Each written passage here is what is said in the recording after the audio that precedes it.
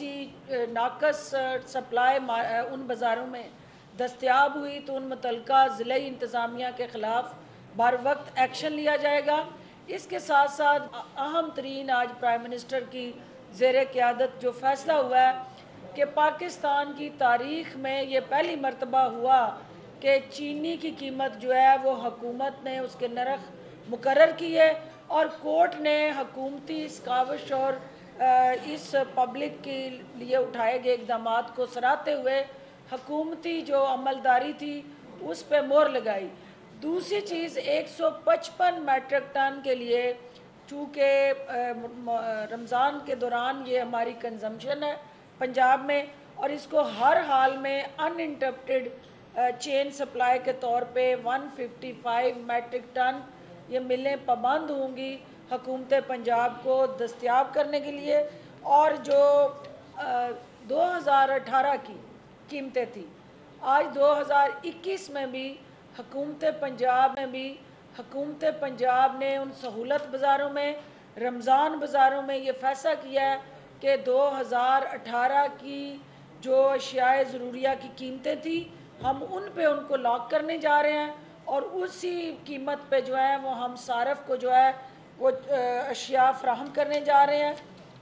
चूँकि मेरे भाई ने बात की है आटे और चीनी की, तो इसके साथ साथ घी जो है एक इंतहाई अहम ज़रूरत है इस वक्त हर घर की। और हम ये देखते हैं कि रमज़ान के दिनों में ये कुछ मुनाफाखोर और ज़हीरा अंदोज़ जो हैं उसकी कीमत को बढ़ाते हैं। प्राइम मिनिस्टर ने आज हदायत जारी की हैं कि जिस तरह से हमने चीनी की कीमतों में रेगुलेशन ला के, लेजिस्लेशन ला के उसको कंट्रोल किया है और एक्स मिल प्राइस फिक्स की है, इसी तरह घी की कीमतें जो हैं उनको भी हुकूमत जो है इंपोर्ट से लेके मैन्युफैक्चरिंग और फिर सप्लाई तक की जो चेन है उस पर नज़र रखने जा रही है। और ये जो रातों रात इजाफा और आवाम को महंगाई के शिकंजे में जकड़ने वाला माफिया है उसको भी कानूनी शिकंजे में लाने जा रही है। आप सबका बहुत शुक्रिया। कोई सवाल है तो अब जी डॉक्टर साहब भाई। जी शाहिद साहब। जी खान साहब, ये फरमाएगा कि रमज़ान बाज़ारों के हवाले से आपने एक अच्छा पैकेज जो है वो पंजाब हुकूमत और वज़ीर आज़म जो हैं वो देने जा रहे हैं। ये फरमाएगा कि कितने फ़ीसद लोग हैं जो कि रमज़ान बाज़ारों से मुस्तफ़ीद हो सकेंगे पंजाब में, और इसके साथ जो आम बाज़ार मार्केटें हैं उसमें कीमतों को सरकारी नरखनामों पर कंट्रोल करने के हवाले से हुकूमत क्या इक़दाम कर रही है और उनको यकीनी बनाया जाएगा, इस हवाले से क्या हुकूमत की प्लानिंग? जी, आपका सवाल बड़ा इम्पोर्टेंट है। देखिए, हुआ ये कि रमज़ान का जब आगाज़ हो रहा है ये वो टाइम है जिस वक्त हमारी प्रोक्योरमेंट का भी आगाज़ हुआ है और हम इस वक्त गंदम की ख़रीदारी कर रहे हैं। जब हम गंदम की ख़रीदारी कर रहे होंगे तो हम उसको साथ साथ गंदम को रिलीज़ नहीं कर सकते, क्योंकि ये इसमें बहुत बड़ा जो है वो घपला हो सकता है कि एक तरफ से आप गंदम रिलीज़ कर रहे हैं और दूसरी तरफ से वही गंदम जो है वो घूम के वापस आपके पास ख़रीदने के लिए भी आ रही है। तो इसलिए हमने इसके अंदर फ़ैसला ये किया है कि हमारा जो पैकेज होगा उसमें जो 10 किलो का आटा है उसका कलर चेंज किया जा रहा है, उसको सब्ज़ रंग का किया जा रहा है, ताकि इसकी जो मुनाफाखोरी है या इसको किसी और जगह पे रख के बेचना जो है वो मुमकिन ना हो, और उसके ऊपर बाकायदा कीमत लिखी जा रही है। और ये तमाम पैकेजेस, ये तमाम जो हमारे रमज़ान बाज़ार है अब तो उसमें होगा। और जिस तरह अभी डॉक्टर साहबा ने फरमाया कि ये इसके बाद यही बाज़ार जो हैं ये सहूलत बाज़ार में कन्वर्ट किए जाएंगे। जब तक हमारे पास टारगेटेड सब्सिडी का मेकनिज़म नहीं आता तब तक हम ये सहूलत बाज़ारों को जारी रखेंगे, और ना सिर्फ ये कि उस पर आटे की कीमत में बल्कि शुगर की कीमत में, और साथ साथ हमारे जिस तरह अभी आपा फरमा रही थी कि इसके अंदर हम जो घी की कीमत है उसको भी जो है वो कंट्रोल करना चाह रहे हैं। इसी तरह हमारी जो बाकी ज़रूरियात हैं जैसे कि चिकन है, पोल्ट्री है, जो अंडे हैं वो हैं, हमारे फ्रूट हैं या हमारे जो सब्ज़ियां हैं, ये सारी जो चीज़ें हैं इन सारों के ऊपर भी जो है वो इंशाल्लाह ताला इस सहूलत बाज़ार जो है इसके ऊपर हुकूमत निगरानी रखेगी और इनमें कीमत नहीं बढ़ने देगी।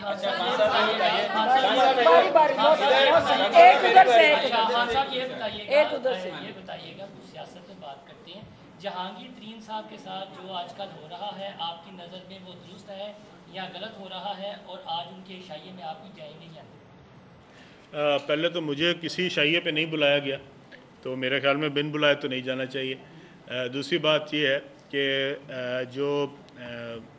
जो हमारा मोटो था हमारे वज़ीर आज़म साहब का, वो बड़ा सिंपल था और बड़ा क्लियर था। हमने जो 10 साल की जदोजहद की है और जहांगीर साहब उसके अंदर हिस्सेदार रहे हैं हमारे, और उन्होंने जदोजहद में, हमारी जदोजहद में पीटीआई का बहुत साथ दिया, इस पर कोई दूसरी राय नहीं है। वो मोटो क्या था? वो मोटो ये था कि दो नहीं एक पाकिस्तान, इंसाफ सब के लिए बराबर। सो मैं, मेरे ख्याल में इस प्रोसेस में से खुद भी गुजरा हूँ, और मैंने किसी दिन भी बैठ के कोई गिला, कोई शिकवा, कोई और ऐसी बात नहीं की। और मैंने, अगर मुझे लगा कि किसी जगह पे मुझे कोर्ट पे जाना पड़ा, इंसाफ के लिए जाना पड़ा, तो मैं गया हूँ। और मैं समझता हूँ कि अगर जहांगीर साहब के पास कोई भी ऐसी बात है जहाँ पे उनको इस बात का एहसास हो कि उनके साथ कोई ज़्यादती हो रही है, तो उनका बिल्कुल ये राइट है कि उनको कोर्ट पे जाना चाहिए और अपने रिलीफ लेना चाहिए। 21 शुगर मिले हैं और 21 शुगर मिल के साथ बिल्कुल सेम जो है वो इंसाफ होगा। उसमें हमारे किसी दोस्तों की हो जो कि पीटीआई से जिनका ताल्लुक़ है, वो नून लीग वालों की हो या पीपल्स पार्टी वालों की हो या किसी और जमात की हो या गैर सियासी लोगों की हो, उन 21 की 21 मिल के ऊपर अगर कोई जानबदारी नज़र आए तो बिल्कुल मैं चाहता हूँ कि मीडिया भी उसकी निशानदेही करे। लेकिन अगर वो पैमाना जो है वो एक हुआ और तराजू सब के लिए बराबर पकड़ा गया, फिर मेरे ख्याल में किसी को भी एतराज़ नहीं होना चाहिए। खान साहब ये बताइएगा कि माजी करीब में जहांगीर तरीन और अलीम खान साहब का जहाज़ बड़ा मशहूर था, वो सवारियाँ भर भर के लाता था और वो पीटीआई में सवारियाँ जो हैं वो शामिल होती थी। एक तो बताइएगा कि वो जहाज़ इस वक्त कहाँ पे है और दूसरा बताइएगा कि कहते हैं दोस्तों पे मुश्किल वक्त आए तो साथ खड़े होते हैं। जहांगीर तरीन आपके दोस्त हैं और अगर उन पर मुश्किल वक्त है तो आप साथ खड़े हैं उनके? जी, पहली बात तो ये कि जहांगीर साहब का जहाज़ जहांगीर साहब के पास है, मेरा जहाज़ मेरे पास है।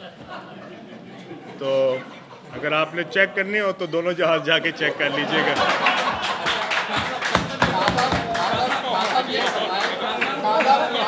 हाजा साहब हाजा साहब हाजा साहब हाजा साहब भाई साहब भाई साहब जी जी हाजा साहब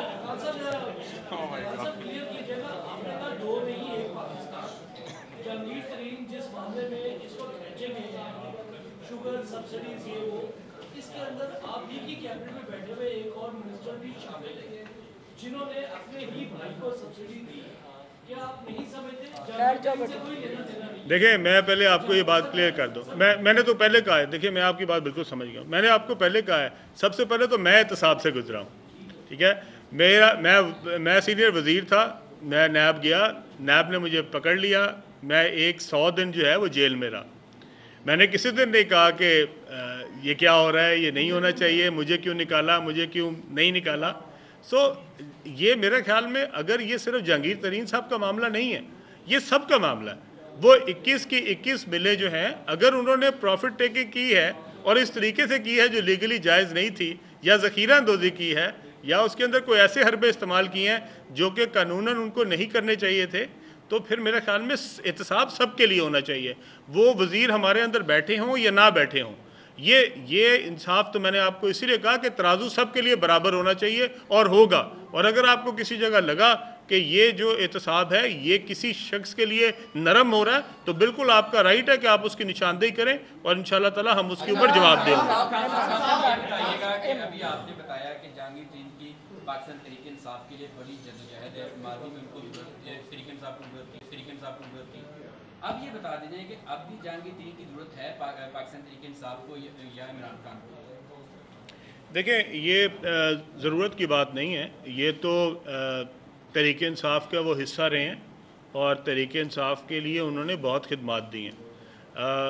मैं नहीं समझता कि किसी भी शख्स की, किसी भी कारकुन की पार्टी को ज़रूरत नहीं होती। हर एक शख्स इम्पॉर्टेंट है, हर कारकुन इम्पॉर्टेंट है। जिसने जितना भी हिस्सा डाला उसने अपनी बसात के मुताबिक डाला, और उस स्ट्रगल के अंदर कुछ लोग ऐसे भी हैं जिन्होंने दुआओं के ज़रिए हिस्सा डाला। जो हमारी माएँ बहनें जो हमारे लिए दिन रात इमरान खान की ज़िंदगी के लिए, इमरान खान की कामयाबी के लिए दुआएं करती रही, हिस्सा उनका भी डला। ये सिर्फ एक किसी शख्स के हिस्से की बात नहीं है, हर शख्स ने उस तरीक में अपना अपना हिस्सा डाला है। किसी की बसात ज़्यादा थी, किसी के बस में कम था, पर हर शख्स जो है वो मेरे ख्याल में उसमें हिस्सेदार था और जहांगीर भी थे। उमर फारूक खबर, एक मिनट उमर एक मिनट ना, इधर आ जाओ, इधर पास। जी जी उमर। पंजाब में सिंध में 2000 है, दूसरे सूबों में गंदम का रेट ज्यादा है, क्या पंजाब से गंदम समर्थन नहीं हो जाएगी? अगर समर्थन होने लगेगी तो आपने क्या रोकथाम किया? दूसरा सवाल भी ले लें ताकि जवाब दें। बताइएगा, आप आज में किसी बड़े डिपार्टमेंटल स्टोर पर चले जाएं, वहाँ पर जो डीसी काउंटर है वहाँ पर आपको चीनी 85 रुपए किलो मिलेगी, और जो डिपार्टमेंटल स्टोर का दूसरे काउंटर्स है वहाँ पर दस्तयाब नहीं होगी। जो चीनी आपको 85 रुपए किलो मिल रही होगी वो उसका जो दाना होगा वो नमक से भी छोटा होगा, और डीसी काउंटर्स बाकी जहाँ पर चिकन है, गोश्त है, वहाँ पर हड्डी के साथ कहीं कहीं आपको गोश्त भी नजर आ जाएगा। तो ज़िले इंतजामिया जिसने इन्फोर्समेंट करानी है तमाम अशिया फरोनोश की, वहाँ पर उन काउंटर्स पर उन डिपार्टमेंटल स्टोर्स के मजाक उड़ रहा होता है रेट ऑफ द गवर्नमेंट का। जी, आपने बहुत अच्छी बात की है और मेरे ख्याल में बड़ी अच्छी निशानदेही है, और अगर हम इसके लिए हमने हर ज़िले के लेवल पे इसकी कमेटी बनाई है जिसको हमारे एक सूबाई वज़ीर हेड करेंगे, और उसमें एक सेक्रेटरी जो हैं गवर्नमेंट ऑफ पंजाब के वो भी उनके साथ होंगे। और ये पूरे रमज़ान के दौरान हम इस बात की ना सिर्फ कोशिश करेंगे बल्कि इसको यकीनी बनाएंगे कि जो मेयार है उसके ऊपर भी कोई कॉम्प्रोमाइज़ ना हो। सिर्फ कीमत नहीं होगी बल्कि मेयार भी होगा, और दोनों चीज़ों का ख्याल रखा जाएगा। और आपने जिस बात की निशानदेही की ये बड़ी इंपॉर्टेंट बात है, और इंशाल्लाह ताला हम इसके ऊपर पहरा देंगे। जहाँ तक आपने गंदम की बात की, तो भाई हमने 1800 रुपये रखी है, लेकिन हम 1800 पे ख़रीद रहे हैं। कुछ लोगों ने 2000 रखी है पर वो 2000 पे ख़रीद नहीं रहे। तो मेरी उनसे गुजारिश है कि खुदारा उसको 2000 पे ख़रीदें, ताकि आवाम को तो कम अज़ कम उसका कोई फ़ायदा हो। और अगर उन्होंने कोई मखसूस तबके के लिए रखा है 2000 और मखसूस लोगों से ख़रीदनी है, तो मेरे ख्याल में ये कोई अच्छी बात नहीं है। इसके ऊपर आवाम को भी थोड़ा सा ख्याल करना चाहिए। कराची के आवाम को, सिंध के आवाम को भी अपनी हुकूमत से पूछना चाहिए कि अगर पंजाब में 860 रुपये का आटा मिल सकता है तो कराची में क्यों नहीं मिल सकता। और ये अब मेरे ख्याल में अवाम उनसे पूछेंगे। राना भाई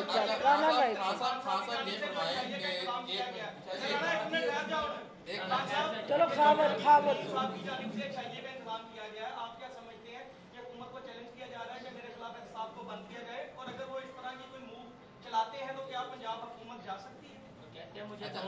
ये फरमाएं कि एक आटे के ऊपर भी कमीशन बना था, आटा भी चोरी हुआ था पंजाब का, और उसमें एक वजीर को हटाया भी गया था।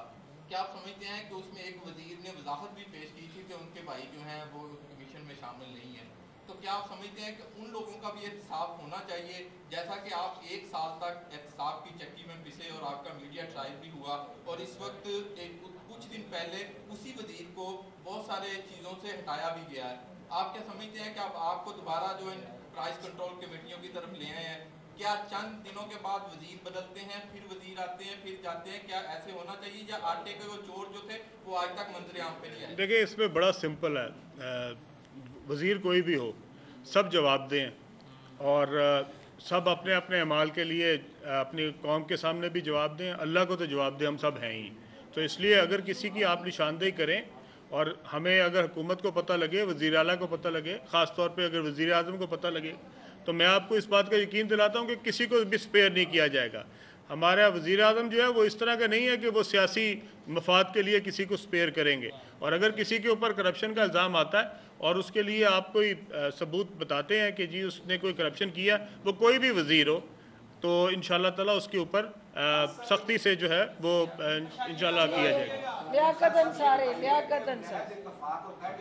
जहांगीर टीम जो है वो एक्टिव होते हैं तो आप डाउन हो जाते हैं, जब वो एक्टिव होते हैं या मुश्किल में होते हैं तो आपको ऊपर लाया जाता है। शरारत है। इस सवाल में सवाई शरारत की और कुछ भी नहीं है। जहांगीर तरीन के साथ जो गुजरा है वो ये कह रहे हैं कि कबीना जो है पंजाब की पूरी तरह मायूस हो चुकी है, तो आप सीनियर वजीर है, क्या वाकई ऐसा है या वो फिर उनके साथ उनकी हामी है तो इसलिए बयान दे रहे हैं? देखिए, मेरा तो बड़ा असूल बिल्कुल सीधा है। अगर मैं मायूस हुआ किसी दिन तो मैं अपने घर जाके बैठूंगा। वजीर बन के भी बैठना और मायूस भी बैठने की ज़रूरत क्या है? ठीक है, इतनी कौन सी तकलीफ़ है कि मेरे बगैर मुल्क नहीं चल सकता? तो अगर कोई साहब बहुत मायूस हो गए हैं तो उनको वैसे काम छोड़ के तो अपने घर जाके रेस्ट करना चाहिए। मुझे तो कोई मायूसी नहीं है, ना इस मुल्क से मायूसी है और ना अपने लीडर से मायूसी है। आपसे क्वेश्चन है कि जो 10 के की जो खातून उम्मीदवार है उन्होंने इलेक्शन कमीशन को एक लेटर लिखा कि जिस तरह वादा किया गया था उस तरह जो है वो शहर के अंदर जो है कैमरे भी लगाए जा रहे हो, इंतजाम भी किया है शफाफ इलेक्शन के लिए? देखिए, ये कल जो है एक ऐसे हलके के अंदर जहां कोरोना के स्प्रेड की रेशो जो है वो 21% है और एक इंक पैड से कई अंगूठे लग के वो बैलेट पेपर मिलने हैं, तो कल इलेक्शन कमीशन के लिए भी एक इम्तिहान का दिन है कि वो किस तरह कोविड पे SOPs पे अमल करते हुए उस हलके में इलेक्शन को यकीनी बनाएंगे। जहाँ तक हुकूमत की ज़िम्मेदारियों का ताल्लुक है तो हुकूमत ने इलेक्शन कमीशन के तय करदा जो ज़ाब्ते थे, हदायत थी, प्रिंसिपल थे, गाइडलाइंस थी, उन पे ना सिर्फ 100% अमल दरामद किया है बल्कि रेंजर्स और फ़ौज को भी अमन व अमान की सूरत हाल को बेहतर बनाने के लिए इलेक्शन कमीशन ने तलब कर रखा है। एक तरफ जो है वो हुकूमती इक़दामात और हलके के अवाम की ख्वाहिशात हैं, दूसरी तरफ जो है वो इलेक्शन कमीशन और हमारी अपोनेंट बहन जो है, उम्मीदवार जो है, उनका रोना और पीटना है। तो इन सारी चीज़ों के दरमियान हम तो हैं वन ऑफ दी सबॉर्डिनेट, एक हुकूमत का जो फ़र्ज़ होता है सहूलतकारी करना। हुकूमत पंजाब हर तरह की सहूलतकारी करने जा रही है, लेकिन अब लोगों को पकड़ पकड़ के नून लीग के लिए मोहरें लगवा के उस बैलेट बॉक्स में वोट डलवाना ये हमारी ज़िम्मेदारी नहीं है। अगर वो ये चाहती हैं कि ये काम भी हुकूमत करे और नून लीग को जिता के उनकी फतह का ऐलान करे, तो वो आसान अंदाज से कोई और कर रहा है उनके लिए। तो हुकूमत को ये करने की ज़रूरत नहीं है। हुकूमत का काम है वहाँ रूल ऑफ लॉ को इंश्योर करना, एक आइडियल कंड्यूसिव एनवायरनमेंट क्रिएट करना इलेक्शन के लिए और लेवल प्लेइंग ग्राउंड देना, जिसके लिए हम तमाम तर इक़दाम उठा रहे हैं। आप देख रहे हैं कि कोई हवाई फायरिंग करके, कोई किसी जगह प्रेस कॉन्फ्रेंस करके, कोई मसलसल वावेला और बैन और नोहे पढ़ के उस इलेक्शन में ज़िंदा रहने की कोशिशों में मसरूफ़ है। हम ये समझते हैं कि डस्के के अवाम ने कल ये फ़ैसला करना है कि एक तरफ जो है वो उनका कैंडिडेट जिसको वो जिताएंगे वो फेडरल कैबिनेट का हिस्सा बनेगा, 1 अरब से ज़ायद का पैकेज जो है वो उस हल्के की अवाम की तरक्की के लिए लेके आएगा, और दूसरी तरफ जो है वो मनशियात फरोश, गुंडागर्दी और कब्ज़ा ग्रुप की रवायती सियासत है जो उस हल्के के अंदर जो है वो खसूसी तौर पे कई दहाइयों से जानशीनी और गद्दी नशीनी की जो सियासत थी वो चल रही थी। कल वोटर ने या उस पर ठप्पा लगाना है या एक नए पाकिस्तान की बुनियाद रखनी है, ये फैसला उन्होंने कल खुद करना है वोट की पर्ची से। आपका बहुत शुक्रिया।